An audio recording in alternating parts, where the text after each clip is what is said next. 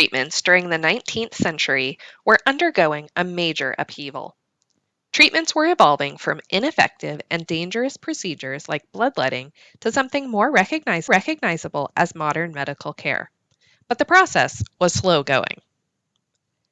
In the early 19th century, the contraction of disease was largely viewed as a combination of lifestyle choices and climate or location. The book The Medical Companion, published in 1836, claimed that quinsy, or what we would call a sore throat, could be caused by cold, wet feet or drinking cold water when overheated. Potential treatments included the application of leeches, purging, or gargling port wine. Dysentery, or bloody diarrhea, was said to be caused by, among other things, putrid air. The belief that bad air, or miasma, caused illnesses was well accepted until about 1880. Doctors could see that certain illnesses were infectious and spread quickly in crowded conditions, but without an awareness of the existence of germs, they turned to an explanation. This bad air was usually thought to come from rotting organic matter, including dead bodies or sewage. Malaria, a common affliction in the 19th century, literally was an Italian term for bad air, specifically the air from swamps. We now know that malaria is transmissible, which thrive in swampy environments, so the doctors were certainly on the right track. The positive side to this incorrect belief was that this theory spurred a hygienic movement and led to the creation of the United States Sanitary Commission in 1861, an organization to support sick and wounded soldiers of the Union Army in the Civil War.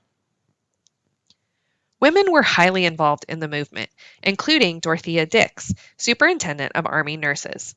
The Sanitary Commission recommended rules like creating dedicated latrines that were buried each day, proper washing of clothing and bedding, and more hygienic practices during medical procedures. Medical schools in the United States were becoming more common and well respected, but doctors still were often only loosely trained through an apprentice system. Most doctors were men, apart from midwives. Still, the general health of a 19th century household was thought to be the work of women. One of the most common household books used by both men and women in the 18th and early 19th centuries was Every Man His Own Doctor, or The Poor Planter's Physician. The doctor encouraged the use of common herbs to create medical recipes to treat from fevers to snake bites. The book recommended that asthma, for example, be treated by smoking tobacco, Jimson weed, or skunkweed. If that didn't work, coffee or chloroform could be tried. The Civil War, which began in 1861, served as a major catalyst for medical advance shift toward more effective treatments. Disease ran rampant through military camps, causing about 2/3 of the deaths of all Civil War soldiers. The most common ailments were dysentery and typhoid fever, along with fevers, measles, chickenpox, mumps, whooping cough, and smallpox.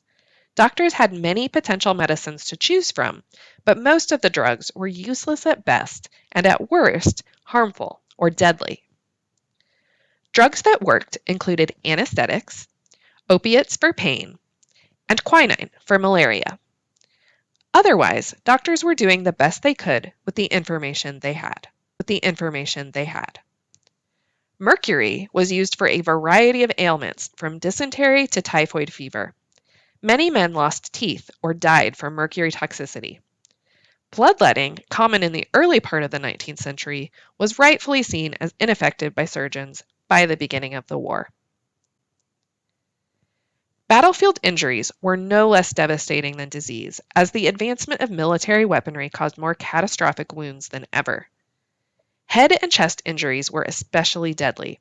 They made up just 38% of all injuries, both fatal and non-fatal, but 93% of all. There was often little that could be done for these injuries, and infection was a serious problem if the person did survive the initial injury. Injuries to the arm or leg, however, could be treated, usually by amputation. Without this extreme surgery, most Civil War bullet wounds became badly infected. The primary type of ammunition during the war was called a mini ball, which ripped tissue and shattered bones. A skilled surgeon could complete an amputation in about 2 minutes. It is a widely believed myth that amputations were performed without anesthesia. This is incorrect. Anesthesia, usually chloroform or ether, was used almost universally during the war. On the rare occasion it was not used, the lack of anesthetics was usually due to blockades and supply shortages, and occurred almost exclusively at Confederate hospitals. The John Warnell House was witness to many of these horrors. The home became a field hospital within hours of the start of the Battle of Westport on October 23, 1864. We don't know exactly how many soldiers passed through the doors of the home, but the Warnell son Frank recounted that the house was full of the wounded and dying. The 9-year-old helped to bandage up a man whose chin had been torn off by a minie ball. Quote, "A horrible sight with the flesh hanging down, bleeding down the entire front." One rumor maintains that the Warnell family's dining room table was used as a surgical table. We don't know that for certain, but it is in the realm of possibility. In a home-turned-hospital in Georgia during the war, quote, "A wound is dressed in from 2 to 15 minutes. Amputations are performed in a trice, chloroform being administered. Pools of blood upon the floor are mixed up with the mud that is tracked in. The family dining table makes good dissecting bench. In a bed in one small room lay 3 terribly wounded men, side by side, the family bedding, saturated with blood." Despite the horrors of war, medical science advanced as doctors gained experience and began to gather evidence-based data to make better decisions. Plastic surgery and prosthetics improved by leaps and bounds as Civil War veterans began to re-enter society. Mercury was banned by Surgeon General William Hammond in May of 1863 as a medical treatment. Hospitals became more focused on cleanliness, and sanitation improved throughout camps. These improvements changed the mentality of the medical profession and set in motion the acceptance of germ theory and other modern treatments as the nation moved into the 20th century.